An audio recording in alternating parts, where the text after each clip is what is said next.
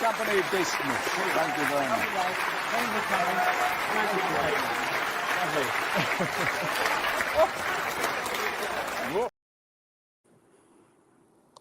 Well, hello and welcome to episode 56, I think, of Sky Blues History Podcast with, of course, club historian Jim Brown and myself, Claudio Cardellino. Firstly, a happy new year to all our listeners and watchers, and hopefully 2026 is going to be a good year. And tonight we're going to focus again on first match memories and whatever pops into our heads, no doubt. We might go off a tangent at some stage. And thanks again for all your messages and emails. We really do appreciate them. And Jim's inbox is nice and full, isn't it, Jim? It certainly is. Yeah, some lovely emails I've had. Which is great. Some really good ones, and lots of memories of people's first games. Some great games, some dreadful games. Yeah, I bet there were as well. Yeah, but they're all in the memory, aren't they? They are. So, Jim, good evening, Jim, and good evening. Happy New Year to you. And you, yes. And so, how was the festive period for you? Very nice. Very quite quiet. I watched the Swansea and Ipswich home games, and then family birthdays meant I couldn't see the two away games, although I watched them on the goggle box. I thought it wasn't a great Christmas, was it? Obviously, we didn't get the points that we thought we would get, but my thoughts are we always knew we were going to hit some bumps in the road, and after the tremendous October and November, where we basically, apart from Wrexham, we didn't lose a game, did we? That's correct. And racked up all those victories, established that big lead at the top. Obviously, we had the Ipswich defeat at the start of December. They did outclass us, I thought, at the CBS on the 29th. But I think there's some positives to take out of that. We did defend quite well. And both their goals were deflections. And I think we had a good shout for 2 penalties. Yeah, well, we had a 20-minute period, this is the annoying part for me. We came out in the second half, and I thought for 20, 25 minutes, we were back in the game. And I thought, this is a lot better. And then, of course, a bit of a mistake. Haji Wright doesn't hold the ball up well. Milan's gone walkabouts because he's thinking that we're going to be on a massive counter-attack. And we get done in, and of course, it's a deflected shot and they score. And it's so typical that we look like we got our foot in the game and then we simply lost the game. Yeah. And the worrying thing for me only was that I think it's almost like when they scored, I wouldn't say we gave up, but we looked a bit deflated, I thought, and a bit shattered. And in the end, did. I think we did well to keep it to 2-0. It's and yet the second goal was deflected as well. So it's difficult. I mean, I looked at the results and I thought, if like most diehard fans, you tend to look at fixtures sometimes and pencil down what you think is going to happen, where you might get the points from, especially away from home. Ipswich home and away, I didn't expect anything. I thought they'd be in our position now. I thought they'd be walking away with the league, and we'll get near them. Southampton away, we've got a point. I know. Forget what happened during the game, the sending off and everything, but that was a very good point. Preston away, we normally get nothing. We've got a point. Yes. I was disappointed at Charlton because that's a game I think we should go and get 3 points, and we probably should have done as well on the day, but we didn't really play after the first 3 minutes. Yeah. Swansea, historically don't do well at home, but we got a win. These are the last 8 games. I think Bristol City was one of those, wasn't it? And we beat them as well. Another good result. And of course, Blues, I don't know. I think point at best for me. We've never had a great record there, apart from when we use it as a home ground. No, and they've got a very, very good home record. I think it's 1 defeat in 37 at home, isn't it? Yeah, so that's pretty good. Before the game, I'd have been happy with a point. So it's only a point lost, isn't it? I think, I agree with you. The Charlton one was the only, I suppose, major disappointment. I think we dropped 2 points that day. Yeah. I mean, overall, I feel we should probably have 3 points more than what we got. Yeah. But it's not a disaster because of the lead we had over the other teams. Yeah. Yeah. And I think nothing's really changed, has it? In that No. And the way I've been looking at it is the teams from third down, if you look at how many points they've got to get to reach, let's say, low 80s, I think, low 80s will probably get you up. Those teams have got to get a lot of points to reach low 80s. And we have got to get 30 points. It's a much bigger mountain for them than us. I don't want to look at second place. I look at third place because that's the automatic situation. I have been dreaming about that disaster or potential disaster in 1964 again. Sorry to bang on about it, but we were the equivalent of 13 points clear on New Year's on January the 3rd. And, we didn't get no win in 11 games. And it almost cost us promotion. If we had a run like that now, I don't think we would go up. No, not these 3 points for a win because of No. We got 8 points from those games, which would have been 8 points out of 33 in the current point system. But no, we've just got to get on the horse, get back on the horse, and do it again. It'll be a big test for them, I think. And if they fail it, then we aren't good enough to go up, are we? Simple. Yeah, and I think we've got a couple of games coming up now at home, haven't we? The Leicester and Millwall, and really looking at their form, especially away from home, we have to be now looking at 6 points, I think. I think we just need to get those. We need to get a win quickly, don't we, now, just to get it going again. Yeah. And hopefully, I mean, the transfer window's open now, so maybe there's some movement, but obviously the squad's creaking. We're we've got this is what we need to remember. The last 8 games, we've got all those results with a depleted squad. There was either injury, suspensions, or proper illnesses. Yeah. So it's been I thought Frank looked a bit tired in his interview and a bit fractious in the last one with Rob Gurney. Very. Almost close to Gordon Strachan, I think, when he used to fly off on one, didn't he, sometimes? Yeah. He doesn't like losing, does he? No. It's good to see. Yeah, it is. It is. But we're still top. Yeah. I think it's fair to say that I've said it before, but I'll say it again. It's not going to be an easy ride. It's Coventry City, and we know what we're like. Can we withstand the pressure? Being hunted. That's what it's all about. We're being hunted. Yeah. Not like last season or 22-23, where we were coming from behind. Our expectations weren't high at this time of year. We'll have a crack at it, but we're not going to make the playoffs. And of course, it was great that we did, but it's a different story this year, isn't it? Yeah, and this time last year, we conceded 2 goals in injury time, didn't we, to Norwich? We did. We were 17, and we just went, it'd be interesting to see what we said back then. We probably said, it looks like we've got no hope this season. Yeah. So, and the other thing is, when you're being hunted, I think the pressure will be greater on the players. And maybe there were signs of that pressure telling a bit over the Christmas period. I agree. Well, they're not used to it, are they? Some of these players, No. So they expect. Of course, they probably feel it that the fans are expecting them to get wins, because of that excellent run we've had.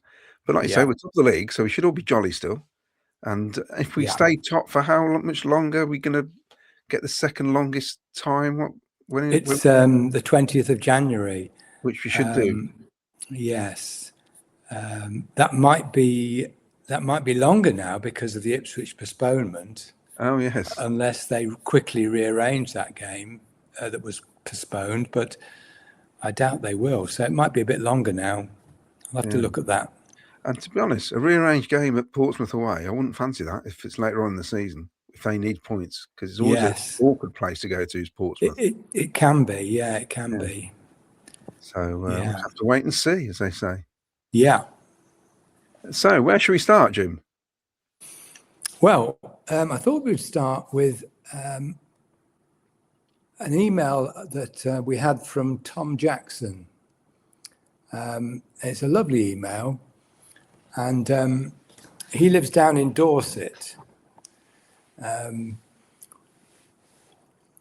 not sure how much he gets up to see the city. I suspect not a lot, but I'll start reading his email, and we can pick some interesting points out and Sure. discuss them.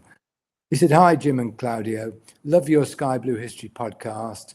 And along with Sky Blues fans, TV keeps me in touch living down here in rural Dorset. It follows a brief Coventry City history of my association with our great club, which has a couple of connections to Claudio, which he won't know about. More about those later." Well, that sounds interesting, doesn't it? Ominous. My first game at Highfield Road was in 1958, age 5. My grandparents lived in Lowther Street, the top of Swan Lane, and walking down Thackwell Street on the way, the gates corner of the West Terrace were open and we popped in. I've still got an image of that first view of the pitch, standing high on the terrace in the corner between the two stands. I believe we were watching an A-team game, and we had a short visit to the grandparents as I wanted to rush back to see more. First with my dad and older brother, Ken, we saw Billy Frith's Bantams in the 4th Division, 58-59 promotion season. I can remember Ray Straw, Frank Kletzenbauer, Arthur Lightning. He gets a lot of mentions, doesn't he? George Curtis, Ken Satchwell. In the old Thackwell Street stand, I can remember everyone would bang their feet at corners awarded. Our limbs moments. I like that. Fast forward to the Kings Lynn game in November 61. I can remember standing between the West Terrace and the main stand near a sand pit and watching in disbelief. In the Coventry Telegraph the next day, a picture of Jimmy the Messiah Hill and rumours of him taking over, and he did. Brilliant times ensued for the next 5 or 6 years in Boomtown, Coventry. March the 26th, 1963. This was the Sunderland FA Cup tie. Age 9, I went straight from junior school and met my brother Ken, who was at senior school, age 13, and we met in the ground. I was there when the gates opened and can remember the excitement of the night, having been passed over the wall in front of the Thackwell Road stand, and the mayhem when Dietmar and George scored. We were robbed and dumped out of the FA Cup by QPR in February 1974. Terry Venables moved the ball at the free kick in that game. I don't remember. That was the late winner in extra time, wasn't it? It was on the radio. It was away from home. The yes. 3-2. 3-2. It's funny what things you remember. I can remember listening to this game on the little wireless then, of course, the radio in the kitchen. For some reason, we're listening to it. Yeah. And I'd be interested if it was something like Peter Jones probably commentating. It probably would have been, wouldn't it, back then? Yes. And I remember that goal going in, and I'd only just recently seen footage of it because, I mean, there may have been highlights on Grandstand or whatever the midweek program was at the time, but I've only just seen it in the last couple of years because you've got some great Cov City fans out there putting content on YouTube. Yeah. But no, I don't remember any of that at all, apart from the fact we I mean, that's the season of the Sunday game. It's the same season, isn't it? Is that right? Yeah, yes. Although the QPR, the first game, the Sunday game was the Derby game in the fourth round. We beat them in a replay at the baseball ground. And then we faced QPR at home in the fifth round. But they were a very strong team, weren't they? Yeah. And was it? Sorry, Jim. Was it Grimsby in the third round, or was it Hull City? I can't. No, you got the wrong year. That was Wrong year. 72-3. Or was it? No, it was. Who was it in the third round? Sheffield Wednesday in the third round. Of course it was. Yeah, my first ever. Yeah. That's my first ever FA Cup away game. Yeah, 74. Yeah. Yeah, I'll have to look at that YouTube. That YouTube of that game. I can't remember the. I know it was. I was locked out that night. I think I've mentioned this before. I was locked out because I was living in London. I don't know, for some reason I don't think I appreciated how popular the game would be, and of course QPR those days I think it held under 30,000, maybe at 28,000. And I got to the turnstiles and they just literally closed with a full house in. So who would have been the quarter final next, wouldn't it? Is that right? Yes. I wonder who we would have played then. That's the that'd be interesting. In the quarter final. QPR, didn't they get to the? I think they were knocked out in the quarterfinal. Didn't they play Leicester? I think they might have played Leicester at home and lost. And then Leicester played Liverpool, didn't they? Let me just look it up. That's quite an interesting one. I just wonder whether there's an emphasis on why it was so popular a game. Well, because QPR were quite high up in the table. They had Dave Sexton as manager, didn't they? Yeah. No, beg your pardon. It was Gordon Jago, not Dave Sexton. They were in the top six, and it was their first season back in the first division. That's probably why then. They. I'm right. They played Leicester at home, and it was a bit of a shock. Joe Waters scored 2 goals for them. Do you remember him? No, I don't actually. He was like one of those guys. He scored those 2 goals and got them to the semi-final, and then disappeared off the scene. And then they played Liverpool, didn't they? Is that right? I'm trying to. They played Liverpool. Yeah, went to a replay and they lost. So is that the season Newcastle played Nottingham Forest and they ran on the pitch and got the game replayed when really Newcastle probably should have been kicked out of the FA Cup? Yeah. Forest were winning, weren't they? And they ran this massive stampede and they replayed the game and Forest lost the replay, didn't they? There was some controversy of where they should have played it or something. That's right. I was just looking up the crowd at that replay against QPR, and it was 28,000. Wow. But actually the crowd for the Leicester game in the quarterfinal was 34,000. So they locked the gates. They're a bit previous in locking the gates, weren't they? And that was the away end was open in those days. Do you remember? Yes. Well, I just can't believe they got that many in Loftus Road. Actually, that would have been crammed, absolutely crammed in that ground. Yes, it was. It was Don Givens. Yeah. We were twice ahead. David Cross.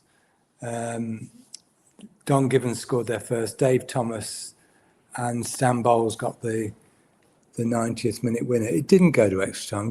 I'm getting confused. It's just the last minute, wasn't it? It was the 90th minute. Yeah. That's brilliant. Yes. So I've lost you. I can't see you anymore. I can't you? I'm here. I can hear you as well. So should we continue with Tom's Yes. Tom's email?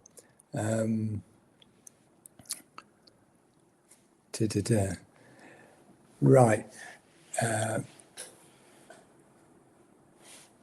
With my mate Brian, we worked in Mallorca from April until October 74, when we boarded a ferry from Palma to Barcelona.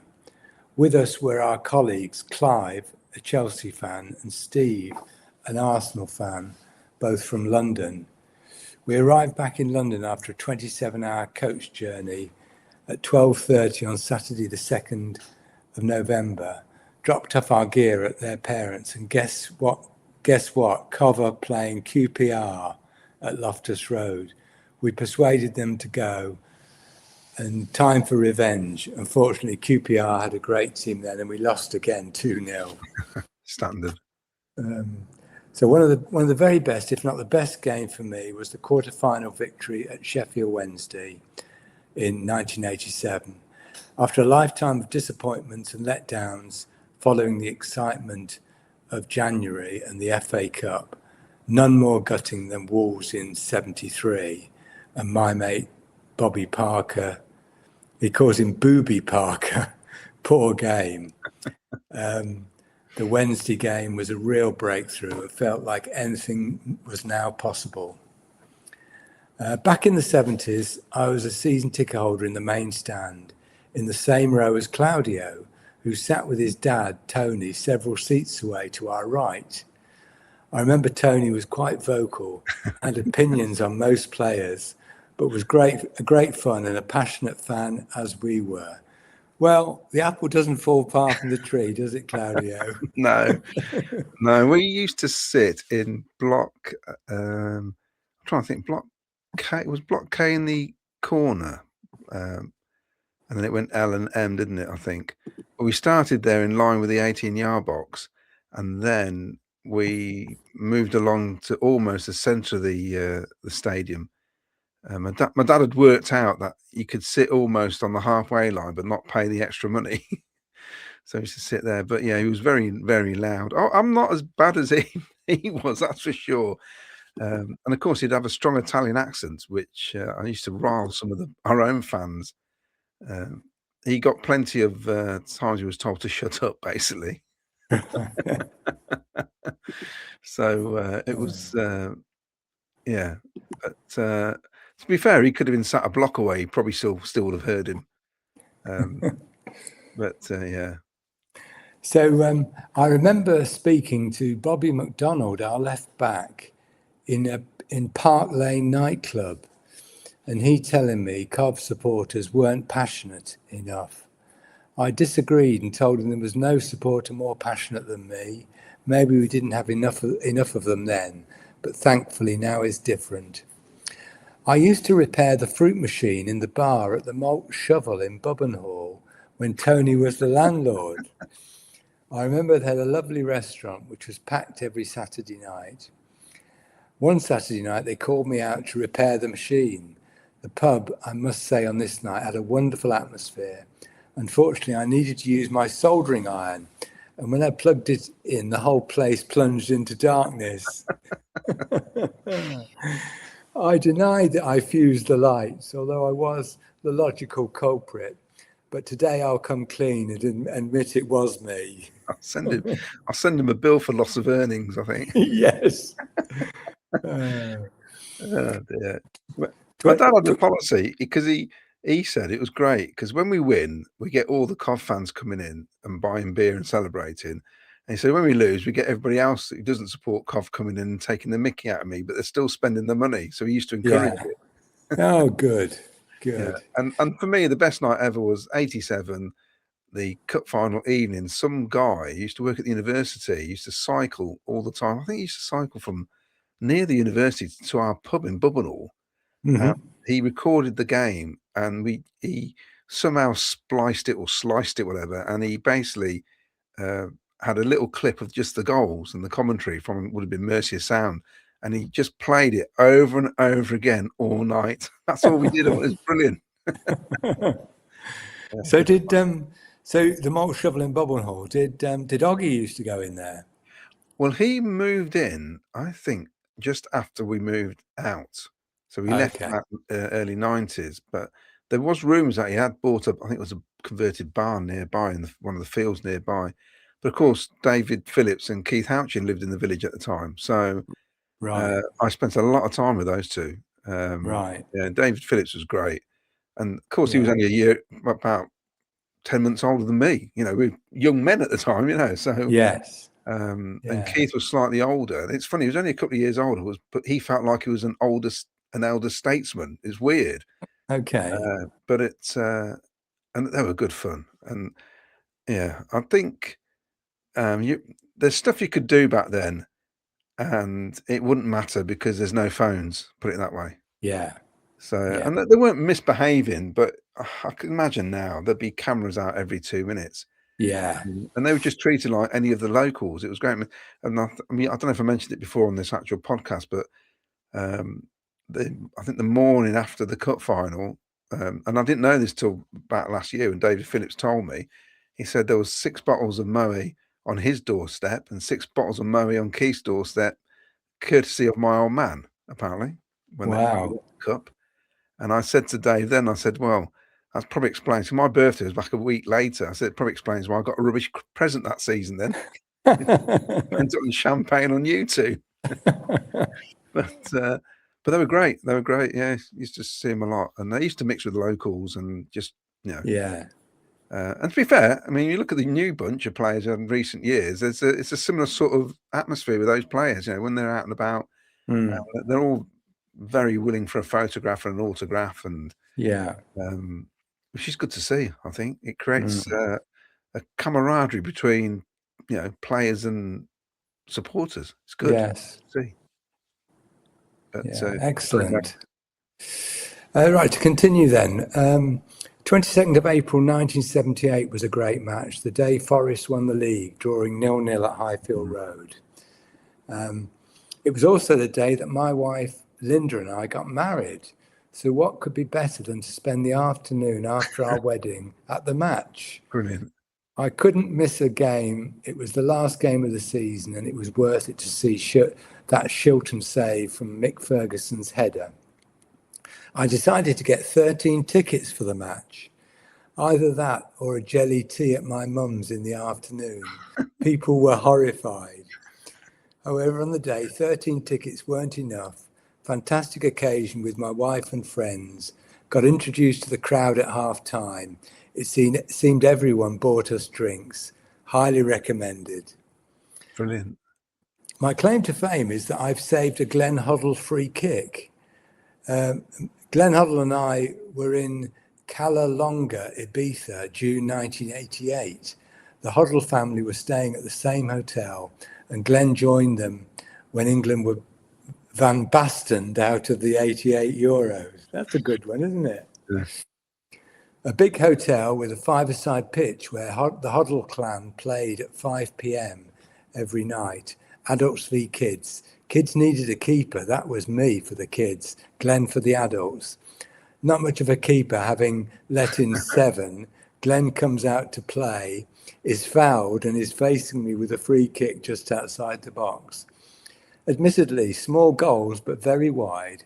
Shot into the corner, which I tipped around the post. Glenn shouted, "Save, keeper."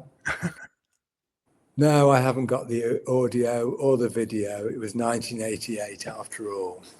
Picture of us in the bar later with me aiming to remind him we beat them 3-2 at Wembley. He was on his way back to Monaco, stayed a few days, including laying around the pool, singing with headphones on. It was the time of Diamond Nights, and it's true, he can't sing. Oh, dear. My brother-in-law is Mick Goodbourne, who played at Cov in the early 70s. He moved to Reading after Noel Campwell was sacked. Mick was a fantastic keeper. He made one first-team appearance on the bench at Newcastle in the Texaco Cup. That's because we had to have, you didn't have one substitute in the Texaco Cup. I think you had three Okay. maybe. So Mick Goodburn was the sub goalkeeper, but never used. He played in the youth team that won the Southern Floodlit Cup in 1971. He played in all the top stadiums in our reserves and at Reading. Mick was from Kent, and he knew the guys from Aylsham, John Sillett and George Curtis. Alf Bentley, ex-Coventry goalkeeper, who was Aylsham, from Aylsham, was Mick's manager when he played at Folkestone in the Southern League. Alf insisted Mick played when he had an ACL injury, and he never played again. I watched Folkestone lose 2-0 at Brentford in the FA Cup in 1977, the same day that we lost 6-0 at Everton. I'd be grateful, Jim, if you got any details of Mick's time at Cov. Well, actually, Tom, he made 19 appearances for the reserves over 2 seasons, 70, 71 and 71-2. You're right, he was a sub in the Texaco Cup at Newcastle. But the most important thing was that he was in the youth team, in a tremendous youth team of 70-71, which we got to the final the previous season, if you remember, Claudio, and lost after 4 games with Tottenham. Yeah. Graham Souness inspired Tottenham. And the following season, there were about 8 of the teams still eligible for the Youth Cup, including Alan Green, Jimmy Holmes, Johnny Stevenson, Trevor Smith, and the goalkeeper that season was Mick Goodburn. He'd taken over from David Icke, who'd been in goal the previous year. So they were tipped for great things. Tom's right, they did win the Southern Floodlit Cup. They beat West Ham in the final. Yeah. But they lost in the Youth Cup to Arsenal at Highbury, 1-0. And I think Arsenal went on to win the FA Youth Cup as well as winning the double, the first team winning the double that year. It was a big disappointment because they were really strong favourites and had a fantastic team. They were scoring goals for fun. I remember going to see them a number of times that in the autumn of 1970. They beat Brentford 13-0 in a Southern Junior Floodlit Cup match. They beat Shrewsbury 8-0 in the Youth Cup. And I think that was the game where Johnny Stevenson scored the donkey kick. Right. It was just after, just after Ernie had scored the one against Everton. I can't remember who flicked it up for Johnny, but Johnny Stevenson, who was Jerry Baker's nephew, scored with this volley that was very different to Ernie's. Ernie's was quite a flat volley. Yeah. It didn't go very high in the air, did it?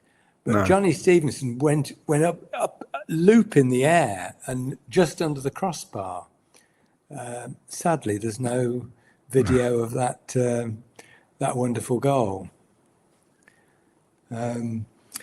So that's Mick Goodburn. Yeah, he was a good young goalkeeper. He then goes on to talk about Leicester. He said, "I too don't like Leicester, having worked there for 13 years." That's obviously playing on his mind, wasn't it? Yes. We won the FA Cup 8 months after I started, which helped, but we didn't do much more. I worked for Canon UK, and we sponsored Leicester City. And as the only Cov fan there in all that time, any Cov win over them now is very satisfying. We've retired to Shaftesbury in Dorset. Absolutely love it here. I've been here for 5 years. I get up to a few games a season. I went to the Sunderland playoff game. I was in the balcony bar absolutely fantastic, worth every penny, great value for money. Must say the atmosphere before the game really moved me so much I had to pull myself together. What flashed in my mind was a game at Highfield Road against Brighton in the early 80s with a dead stadium and an 8,000 crowd. Even though we lost, it was fabulous. That was lost against Sunderland. It was fabulous to see that. That's enough from me now. That's a cracking email. Isn't it? Yeah. Yeah. He's racked his brains for some of his famous memories.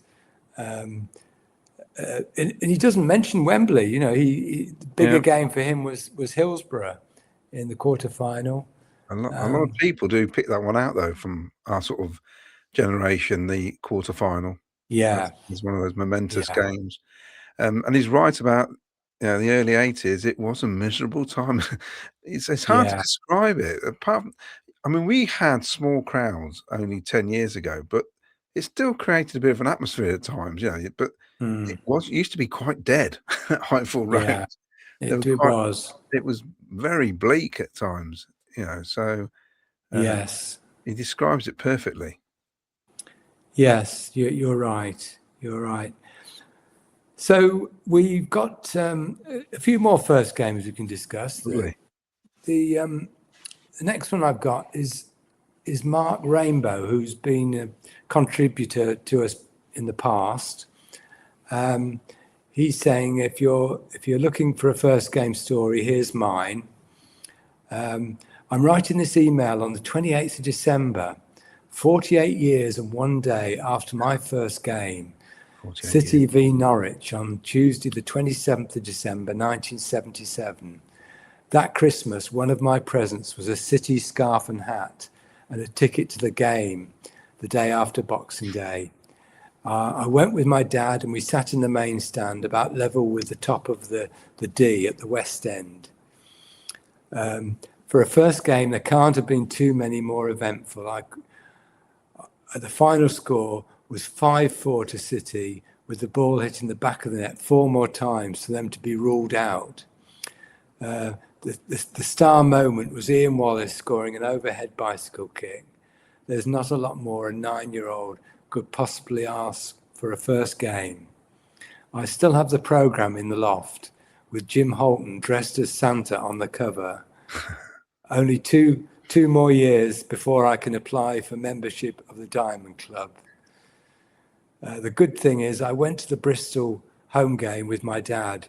The ground might be different, the crowd was a lot larger, and the score was a touch lower.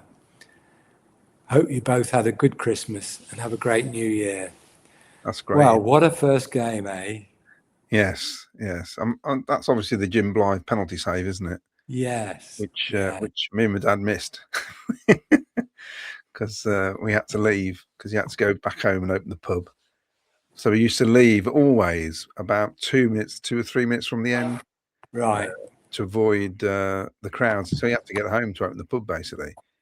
And I can remember walking out, and we could hear the cheers, and it was quite muted. So it was obviously Norwich fans. We thought, oh, what's happened here? Then we heard a loud cheer. Yeah. But we didn't know what happened until we got back to the car and put the radio on, and it said that Norwich just missed a penalty. So yes, we never actually saw it. No, well, Jim Blythe saved it, didn't he? Yeah. And you saw the winning goal then, the Ray Graydon winning goal. Yeah. That was 81 minutes. Yeah. Yeah. It was a fantastic game. I remember I had a Dutch friend who I met on holiday in France the previous summer, and he decided to come over for Christmas, and so my family entertained him, and we took him to the game, and we stood in the West End, and he just couldn't believe it. He said, "This is a crazy game. Is it always like this?" Well, actually, that season was pretty exciting, wasn't it? We scored goals for 75 goals we got that season. Well, it's the old 4-2-4, wasn't it? It's the It was. Yeah. Yes. And I was just looking at the little match report that I wrote for the Breeden book many years ago, and it said Jim Blythe brilliantly saved to give Coventry victory and extend the visitors' dismal record at Highfield Road to 17 successive defeats Wow. and no wins since 1933. That was incredible, wasn't it? Yeah. Well, yeah. When Norwich used to turn up, I always expected a win. Yeah. I think Southampton, Crystal Palace, these are all teams we just expected to turn over for some reason. Yes. Yeah, we had a great home record against Southampton, didn't we? Yeah. And they're three of our teams who played the most, I think, aren't they? Palace, Southampton, Norwich. It's QPR. QPR. Oh, that's another team used to struggle at our place. Yes. Yeah, they did. Oh, we're such a good home side, though. Yeah, well, yeah, I think you're right. Overall, we have been. I think that's one of the longest unbeaten home runs we've had. Started towards the end of that season and went right through till the following spring. I think it was 19 unbeaten at home, which sadly we won't be able to match this season now. No. But yeah, this season's run is one of the longest at home. Is it 15? I think that's the longest since that run in 78. Yeah, we just want to start another one and take it into the Premier League. Yeah. Yeah. So moving on, next one is our old friend from Leamington, Martin Higgins. Oh, yes. And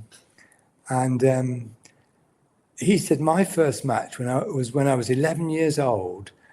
It was the first game of the 1964-65 season against Plymouth. So City had just been promoted from the third division, and the opening game on a really nice sunny day at Highfield Road was a visit from Plymouth Argyle, and we won 2-0, Ron Farmer penalty, and John Smith were the scorers. And if you remember, that was the season we won the first 5 games. And then lost the next. Then we lost the next 5, yes. Yeah. Yeah, but everybody thought we were going to go straight through second division into the first division. And we played the same 11 players for the first 7 games. Incredible, isn't it? Well, it is. When you consider the complaints we hear nowadays about you've got to keep rotating your players. They did. Yes. Well, we were talking about this actually the other day because a friend of mine is a big Liverpool fan, and we're just talking about players who are on the bench, and I said, yeah, but you've got to realise all your players on the bench years ago would have been, apart from maybe back in the day, there'd been 1 or 2. The rest would be playing in the reserves. They would be playing elsewhere. Yeah, which is so different to now, where these players are sat on the bench. They don't get any game time, do they? no. Until they're called upon, and then expected to do miracles, basically. So it's difficult in some ways. You're absolutely right. Particularly in the days when there was no substitutes, or maybe one substitute. There'd be no substitutes in 64, 65, was there? No. Yeah. Yeah, but you're right. They and the managers, people like Shankly and Busby and these people, they insisted that you didn't argue if you were playing in the reserves. That you didn't say, "Oh, I'm not playing for the reserves." You're off to Coventry to play in the Central League side. We saw some fantastic players playing for reserves against us over the years. I remember seeing one game where I think we beat Bury 8-1, I think, or 7-1 in the reserves. It would have been around about 72, 73, I think. I always remember that because my dad took my sister as well. I don't know why he chose to go to a reserve game, but we did. You know, when he had the chance. Yeah, but you see, the other thing about those, they were played on a Saturday. Mm. I know Jimmy Hill. When he came, he switched the reserves to night games to encourage fans to, the regular fans to go and watch the reserves, and that worked. He got some good crowds and exciting nights under the lights. But I think when Noel Cantwell came, I think he switched it back to Saturdays. And there were fans who liked to go to a reserve game because they could get updates on what was happening with the first team in the away game. Oh, right. They would update the score every 15 minutes from the first team game.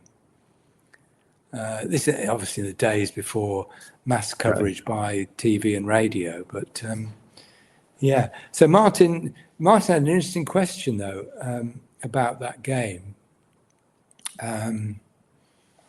which was, he said, I couldn't believe the atmosphere at Highfield Road. It was electric. The sense that the club was going places was unbelievable.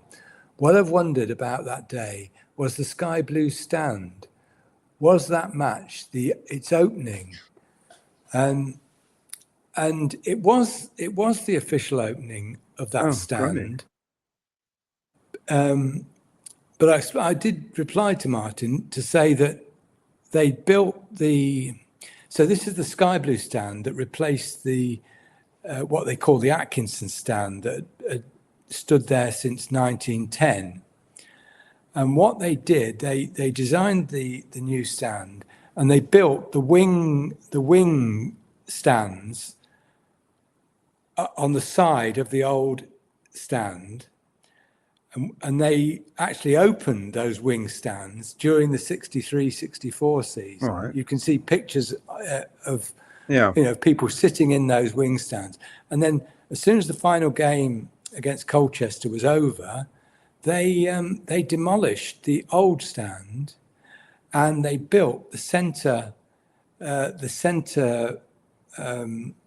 would you call it? The centre sections of the new stand. And then joined it all up. So Plymouth, being the opening game of the season, was the official opening. That season, Jim, I'm sure we played 3 teams who all had a player who ended up playing for Man City, who then won the league in '68. I think one was at Plymouth. Tony Book. I think one was at Swindon that season, which that's Mike Summerby. And I think the other one could be Francis Lee.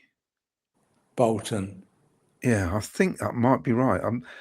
There's something I came across. I think it's that season.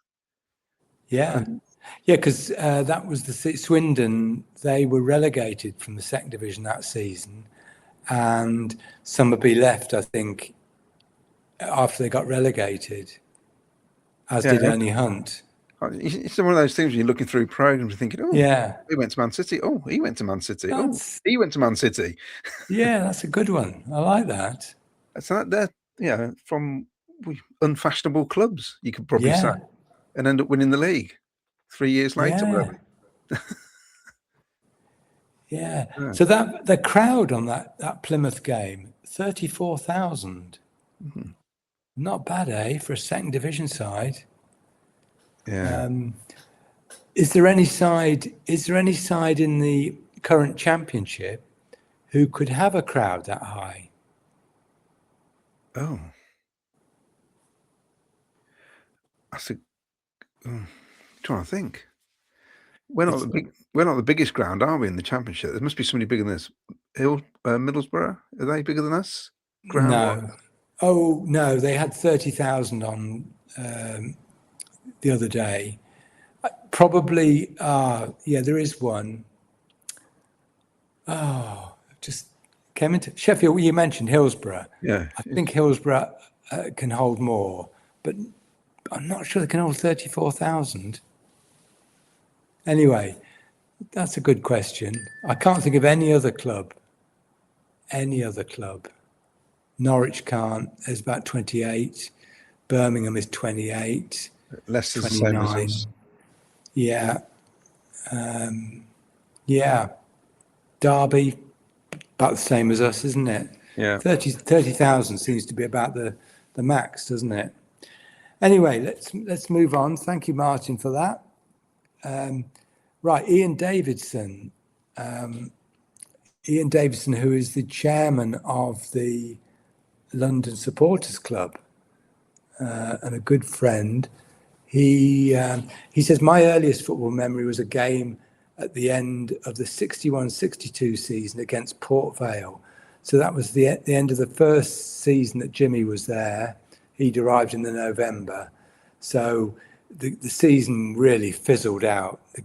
I looked up that Port Vale game. We lost 1-0 at home in April. The crowd was 5,900. I think, Right. the early excitement of Jimmy Hill had faded somewhat, because he knew, and he told Derek Robbins, this is what I've inherited. I'm not going to get you promotion. We're going to have to, spend big in the summer. That sounds like a So he was conversation just Frank's having with our current chairman. Sorry, Jim, carry on. yeah. So I can imagine it wasn't much of an atmosphere at Highfield Road. It literally, it was a month before my first game against Burnley.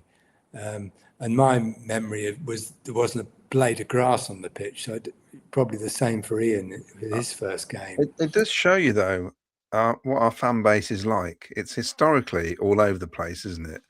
Yeah. We've not a level fan base where it's just standard, say, 25,000 come what may, or 20,000 throughout the history. It is feast or famine, isn't it? Basically. It is. And of course, because they count all the season ticket holders, you're not going to see much variation now because we've got so many season ticket holders. Yeah. It's going to be 29,000 or more at every home game. Yeah. Did you see Leicester last night? I did catch glimpses of it. There were a lot of empty seats, weren't there? It was an empty, I'll say half empty, yet they quoted 27,000. Yeah. You see, so that says it all, doesn't it? I did notice in Doug's Christmas message, which seemed to upset some Coventry fans, that he mentioned that there were 3,000 empty seats. Was it for the Ipswich game? Yeah. Which I'm staggered by that. I couldn't see 3,000 empty seats in that ground that night. Could you? No, it's difficult because obviously I've got my own seat, but then I ended up in corporate. So at the last minute, pretty much. So I know my 2 seats were empty that I'd normally sit in. Well, I saw a few dotted around the stadium. We had 4 behind us because they come from Norfolk to watch games. Right. So they weren't there, but I couldn't believe that number. So the actual attendance was only about 27,000. Yeah. That wasn't the part of the message I didn't like. I didn't like the having to get the fans leaving. I just think he should have, I feel, this is going to be on record now, isn't it? I just think he should have said, Merry Christmas, Happy New Year. Thank you for your support. Realised the other night was disappointing, but please stick with the team and the players.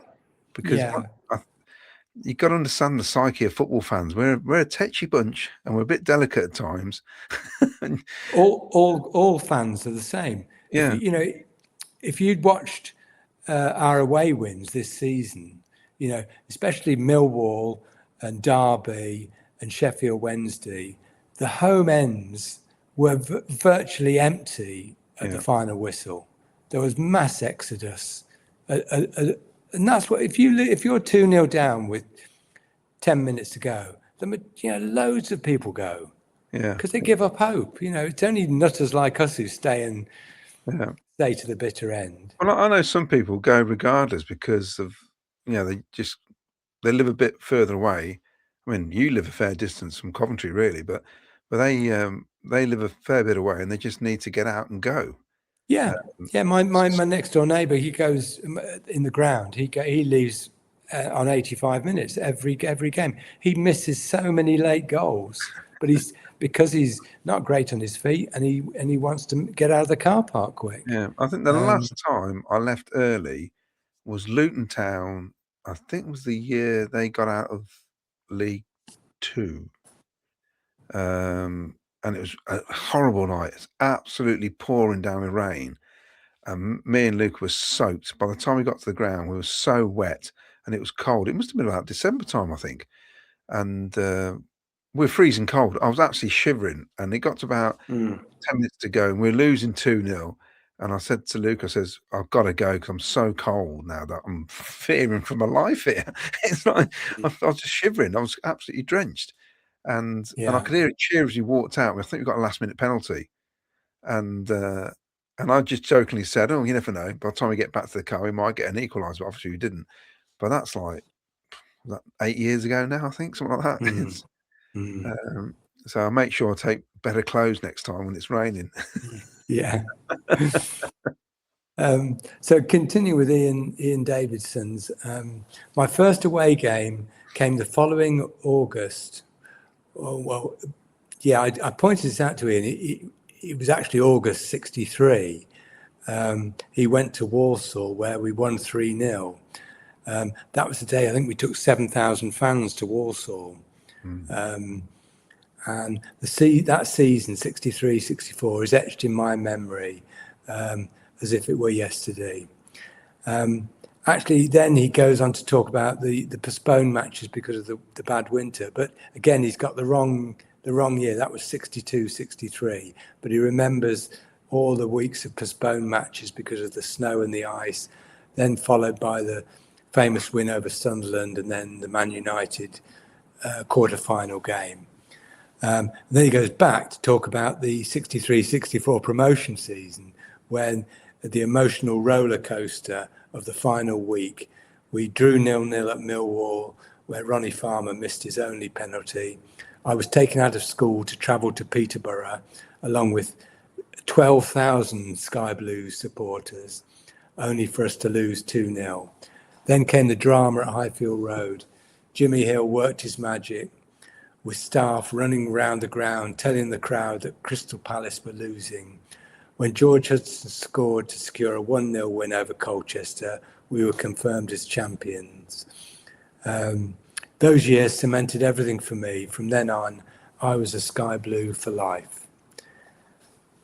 So yeah, Ian lives in Sevenoaks in Kent. Wow. Said he's the chairman of the London supporters, and he rarely misses a game. Along with quite a few other the London supporters club. So thank you, Ian, for that. Moving on, this is a more modern first game. Nick Smith, whose first game was against Notts County in 1981-82. Yeah. And this was a 5-1 home defeat. This is one of the worst nights in my memory watching Sky Blues. It started badly because, if I remember rightly, Steve Hunt wanted a transfer. He slapped in a transfer request. You don't hand in a transfer request, do you, Claudia? You slap in a transfer request. Transfer request. There you go. Yeah.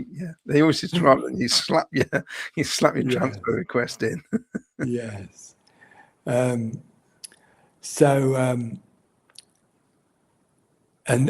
Jimmy Hill came on the tannoy before the game as the players were warming up, and basically said, "I can tell you, Coventry City fans, the board of the club have rejected Steve Hunt's transfer request." You know, what a thing to do. Sometimes Jimmy, you know, a great man, but at times he used to do some weird things, Jim. Yeah. Yeah. Well, Notts County arrived having already won at Villa Park. Villa were going for the European Cup that season, so Notts County won there. I think it was their first season up. It was under Jimmy Cyril, wasn't it? Yeah. And they arrived at Highfield Road in 10th position. Can you believe that now? Yeah. The county have already won at Villa, Forest and Ipswich, but they really turn on the style to embarrass City. They have 3 more goals disallowed against a woeful City defence. Steve Hunt reacts badly to the board's rejection of his transfer request, and Mark Hateley's form is the one bright spot. So I was looking at the City team. It's a strong team, well, almost strong team. Jim Blythe, Danny Thomas, David Barnes, Jerry Francis, Paul Dyson, Gary Gillespie, Peter Bodak, David Bradford. Oh dear. Mark Hateley, Gary Thompson, Steve Hunt. So apart from David Bradford, which was one of Jimmy Hill's ideas, wasn't it? Yeah. I think, yeah, it's a standard team, wasn't it, for that time at Coventry? Yes, it was. Yeah, I think David Barnes was that was a rare game for him. Yeah. But they had big hopes for him, didn't they? When he they did England Youth International. Yeah, he'd never developed. Normally Harry Roberts would be playing left back, wouldn't he? But I was looking at our form at that time. We were that was the first season under Sexton. We were 8 without a league win, but we'd won at Man City in the FA Cup. We'd also who else did we beat in the FA Cup? We beat Sheffield Wednesday, and we won at Main Road, and we beat Oxford 4-0. And this was the Notts County game was 3 days after the Oxford win. So our form was dreadful.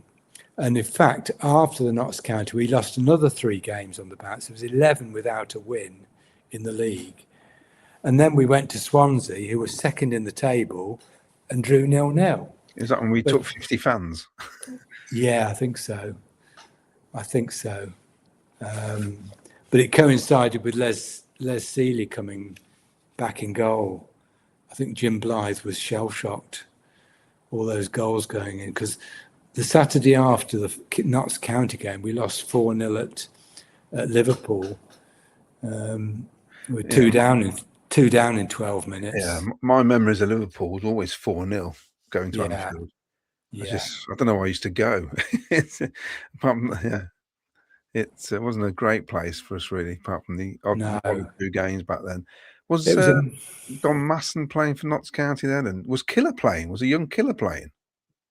Killer was playing. Yeah, Masson wasn't. No, Masson, because Masson was he went to QPR from Notts County, I think. So he'd already gone, had he? Yeah, well before that. John Chidozie, I'm trying to think of some players now. Chidozie, he was good that night.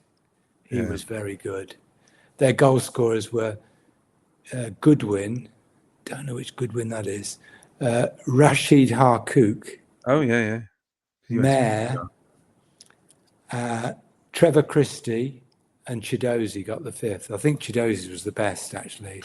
So do you remember, it was a 20-yard, 30-yard or something. Yeah. And did they not hammer us the following year at home? Was that the year 5-0? They'd give us a good trouncing as well. They beat 5-1, I think, the following year. Yeah. God, it's incredible, isn't it, really? Yeah. So that was Nick Smith. Not a very happy first, but he came back. Obviously, he's still supporting us. And the final one is Dean Cleaver. He's a member of the London Supporters Club, and his first game was Liverpool at home in 1990. Do you remember that one? Well, do you want to know what I was doing that day, Jim? What? It was the official opening of the hockey AstroTurf at St Nicholas Park, and I was taking part in the exhibition match. Considering they'd been playing hockey for a year, and because obviously they were champions, weren't they? Liverpool. They And were. I just went, well, I'll just go and play hockey because there's no way we're going to win. My old man was fuming because obviously we got battered, and John Sillett went on the pitch, didn't he, at the end, and went around and applauded the fans, but he said he felt he spent far too long applauding Liverpool fans. Yeah. And my dad was furious. I've never seen him like it. He's really annoyed. I think a lot of City fans were very angry at that. Yeah, because we'd lost 6-1 previous year away at Arsenal, didn't we? Last game of the season, I think. We did, yes. Yeah. Or was it the following season? It was the one after. The following season. Yeah, it was 2-6. Yeah. Yeah. So what was Dean's memories of that one? Actually, he didn't tell me any memories, but he said amazingly he stuck with us despite that hammering. But I think there were some of his friends made comments basically saying that was probably the greatest team performance ever at Highfield Road. Liverpool were just awesome that day. Yeah. John Barnes and Beardsley they just ran riot. Barnes got a hat-trick. We went ahead, actually. Kevin Gallagher scored in the second minute. And then Ian Rush, John Barnes. Beardsley didn't play, actually. It was Rush and Barnes up front. They had Ronnie Rosenthal, Jan Molby, Gary Gillespie, Grobbelaar, Hussein, Venison, Ablett, Staunton, and Steve McMahon. It's a phenomenal team. And I've just noticed who played at centre-back. We talked about Lloyd McGrath, and he was in the Southampton 8-2, the Chelsea 6-2. He played at centre-back that day alongside Trevor Peake. Well, there you go then. He's not a centre-half. No. Poor old Lloyd. Yeah. He was a headless chicken in the midfield, causing riots. Yeah. That was his role, wasn't it? But we also had fullbacks, Howard Clark and Tony Dobson. So he must have been given. They weren't debuts, were they? Or were they? No, but they weren't regulars. Interesting. Maybe Dobson was beginning to overtake Greg Downs, but Paul Edwards has been playing in the previous half a dozen games at left back. I think he was injured the previous game, so Dobson played, and Kevin Drinkle was substituted. Surprise, surprise. Kevin McDonald came on, but the other substitute was a debut, and it was his only ever. Was it his only ever first team appearance? I think it was. Certainly his only ever league appearance. No, I think it was his only ever first team appearance. Are you going to try and guess who it was? Did it start with M? No, he did make another substitute appearance the following season, but this was his debut. No, it wasn't beginning with M. Begin with a T, and he came from Hatton. Titterton? Yes, David Titterton. Blimey, that's good for me for 90s. It is. But poor old David, eh? Yeah. What a way to make your debut. Did Kevin Gallagher score first against Arsenal when he got beat 6-1 as well? I was just thinking about that now. He scored, but it wasn't the first. We were already 2-0 down after 30 minutes. Yeah, that's just... So I do remember my dad being furious when I got home, and he says he's just ranting on. He was not very happy with that. It was and we finished 12th after that result. Yeah, because we weren't a poor side either, were we, at the time? We'd half decent. No. So it wasn't expected, was it? That we were going to get hammered, that's for sure. No, it wasn't. So that's that's it for another week, I think. Yeah, well, thanks again for everybody who's written in. Yeah, Some and fascinating stories. please keep them coming. We've got a few more we can cover, but let's see what we can do next week. Yeah, what we can do is drop an odd one here and there in certain episodes. Yeah. Talking about something else, but contact Jim at clarryborton@gmail.com. I finally changed the header halfway through the show. I remember. Oh, very good. Like, subscribe, tell your friends. Come and say hello to either of us if you see us, although people do, fans do, which is great. And Yes. spread the word. On the archive, is it up and running now, by the way? The website? No. No, okay. It's not far away. Close. It's not far away at all. And the volunteers are still burrowing away, putting data up, and I'm very, very grateful. Really appreciate the hard work they've put in to recreate our website. Yeah, it's not far away now. Brilliant. And I've like I said, I've got all this stuff I want to hand over, so you can log it all in. And if you're watching on YouTube, apologies for the balloons above my head. It was my wife's birthday the other day, and we had a family party here, and the balloons are still up. Yeah, why aren't they sky blue?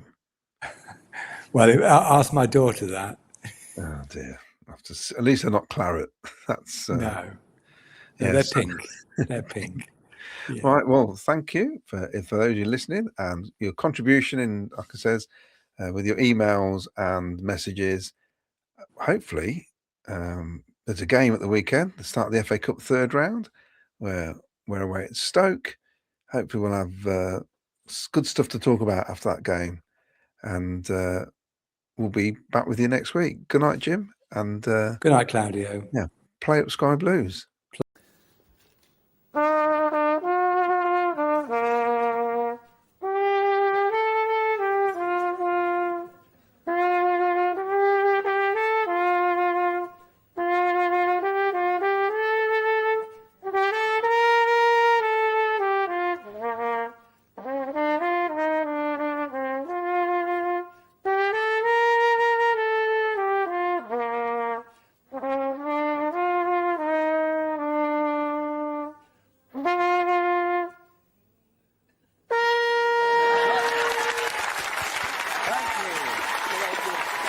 Radio Company Business. Thank you very much.